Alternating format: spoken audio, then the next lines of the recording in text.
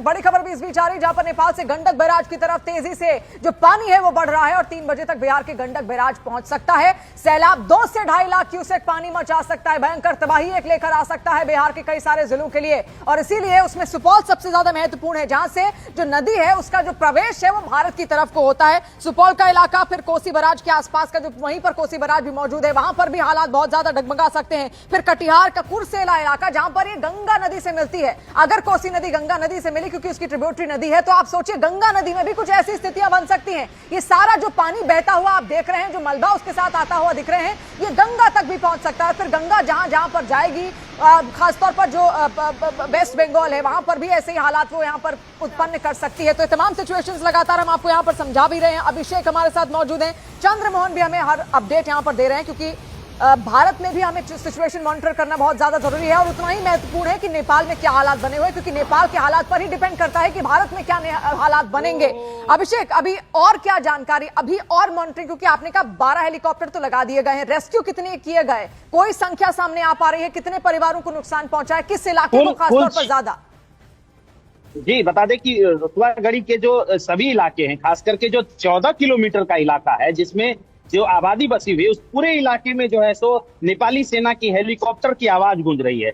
हम सेना के ही सोर्स से विजुअल ले रहे हैं और उसके द्वारा आप दर्शक भी देख रहे होंगे कि पानी की जो सैलाब है उस सैलाब में नाव का तैर पाना जो है वो मुश्किल है क्योंकि एनडीआरएफ और एसडीआरएफ की टीम इसमें नहीं तैर पा रही है। हवाई मार्ग के द्वारा रेस्क्यू किया जा रहा है और खास करके जो ये पानी जब नेपाल के 3 जिलों में आएगी, जो चितवन है, हमारा नारायणगढ़ है, इन सभी जिलों में भी जिला जो डीएम होते हैं हमारे इंडिया में, तो यहाँ चीफ डिस्ट्रिक्ट ऑफिसर होते हैं, उन्होंने तटीय इलाके को खाली करने का जो है तो ऐलान कर दिया है और सभी इलाकों में जो है लोगों को ऊंचे स्थानों पर तटीय इलाके खाली करने के इस वक्त आदेश वहां पर दे दिए गए हैं ताकि और ज्यादा भयंकर तबाही यहां पर ना देखने को मिले। और फिर से एक बार समझने की कोशिश करेंगे, मैप के जरिए सिचुएशन आपको समझाने की कोशिश करेंगे। शिवांगी हमारे सहयोगी इस वक्त मौजूद है। और देखिए शिवानी, सबसे ज्यादा ये समझने की जरूरत है, दर्शकों को भी हम बार बार मैप के जरिए ये दिखाने की कोशिश कर रहे हैं कि कोई भी ऐसा बैराज नहीं है या फिर कोई भी ऐसी बैरिगेटिंग नहीं है जो इस वक्त इस पानी को रोक सके। नेपाल के रसुआ की तरफ से ये बाढ़ का जो पानी है ये लगातार आगे की तरफ बढ़ता है और आया कहां से है? तिब्बत की तरफ से, और इसके बाद में नुवाकोट के बाद में अब ये चितवन से होते हुए भारत में एंट्री करेगा और सबसे करीब जो इलाका है वहां पर चंपारण, पश्चिम चंपारण से सीधे लगते हुए चितवन की सीमा जो है वहां पर ये पानी आ जाएगा। तो देखिए 2 घंटे का लगभग अनुमान जताया जा रहा है कि 2 घंटे के अंदर अंदर बिहार की सीमा में ये जो लाखों कुएं से पानी है जो कि तिब्बत से होता हुआ ग्लेशियर फटने के बाद आया है वो भारत में एंटर कर सकता है। यानी कि तिब्बत की तबाही देखिए, नीचे की तरफ ये पानी आ रहा है और इसीलिए इतना तेजी से ये बढ़ता जा रहा है। और जो भारत की सीमा है जो कि नुवाकोट, धादेड़ और साथ साथ चितवन के इलाके से लगती है। अब चितवन ऐसा इलाका है, रसुआ में पानी आया, नेपाल का सीमावर्ती इलाका, जिसके बाद चितवन जो कि भारत का सीमावर्ती इलाका है नेपाल में, और उसके बाद बिहार से लगता हुआ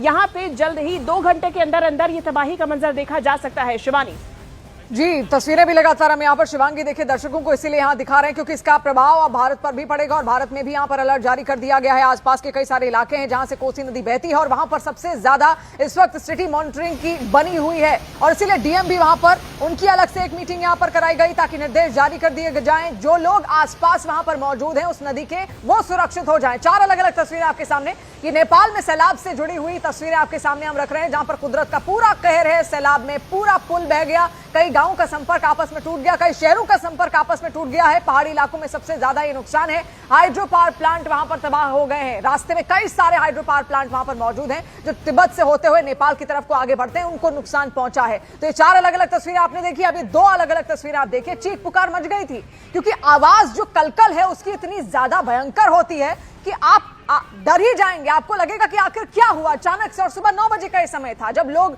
अपना रोजमर्रा का काम करने के लिए घर से बाहर निकल रहे थे या घर में ही मौजूद थे, लेकिन तभी भयंकर सी तबाही और बिल्कुल ऐसा लग रहा था कि उनके पास कुछ आ रहा है। तब ये चीख पुकार वहां पर लोगों की मच गई और आप देखिए पूरा फ्लैश फ्लड कैसे नीचे की तरफ को धकेलता हुआ और ज्यादा आ रहा है। तिब्बत से होती हुई पूरी जो नदी है वो नीचे की तरफ आती है, नेपाल में आती है। ये मध्य हिस्सा है कोसी नदी का जो कि नेपाल में बहता है, फिर बाकी का जो हिस्सा है वो जो एंडिंग पॉइंट है वो भारत में बहता है, भारत में गंगा नदी से मिल जाती है और गंगा नदी फिर आगे की ओर इस पानी को यहां पर ले जाती है। तो पूरा असर गंगा नदी पर भी दिखेगा, फिर ये पूरा असर आपको कोसी नदी का तो दिखेगा ही दिखेगा, नेपाल से के अलावा भारत के भी कई इलाकों में दिखेगा जिसमें सुपौल मौजूद है, कटिहार मौजूद है, जहां पर मिलन होता है गंगा और कोसी का। वो इलाके भी सबसे ज्यादा इस वक्त डेंजर पॉइंट में ही आप कहिए वहां पर बन सकते हैं, क्योंकि बाढ़ की सिचुएशन आ सकती है। तो पानी को कैसे रोका जाए, या फिर पानी को अगर वो आ भी रहा है तो लोगों को कैसे अलर्ट किया जाए, उसकी मॉनिटरिंग सबसे ज्यादा जरूरी यहां पर हो जाती है। और ये बड़ी खबर है, क्योंकि इसमें यह भी कहा जा रहा है कि 1000 लोगों के बहने की खबर है। 12 हेलीकॉप्टर्स लगा दिए गए हैं, फिर रेस्क्यू टीम्स अलग अलग जगहों पर मौजूद हैं। उनके लिए भी रेस्क्यू चलाना इतना आसान नहीं है, क्योंकि सब जगह कीचड़ कीचड़ हो चुकी है। कई सारे परिवार इसमें बह गए हैं। जो बह गए हैं उनका आंकड़ा जुटाना भी उतना ही ज्यादा चुनौतीपूर्ण बना हुआ है, क्योंकि बड़ा हिस्सा एक बहता हुआ वहां दिखाई भी दिया गया।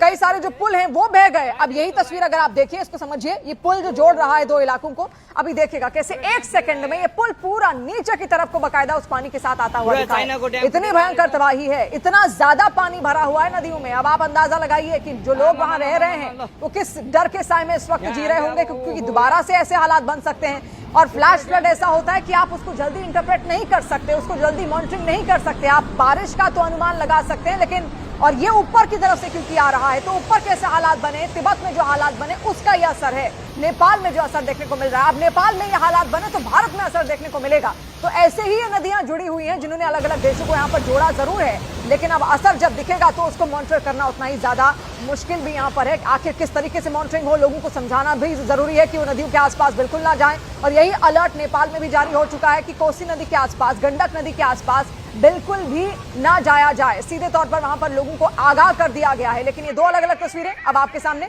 और फिर वही सिचुएशन आप देखेंगे, सब जगह आपको बाढ़ के पानी में कुछ ना कुछ बहता हुआ दिखेगा। ये पूरा पुल आप देखिए कैसे बहता हुआ बकायदा साथ चला गया है। इससे पहले हमने लोहे का पुल वो आपको दिखाया था, जो दो इलाकों को जोड़ जरूर रहा था, लेकिन जैसे ही फ्लैश फ्लड आया इतनी भयंकर रफ्तार से आया कि पूरा का पूरा पुल ही वहां पर बह गया है। ये हालात, ये हाइड्रो पावर प्रोजेक्ट है, हाइड्रो पावर प्रोजेक्ट भी बह गया है। कटाव की स्थिति बन गई है, जगह जगह जो कटाव है मिट्टी में वो हो रहा है, जिसकी वजह से भूस्खलन की स्थितियां बन रही हैं।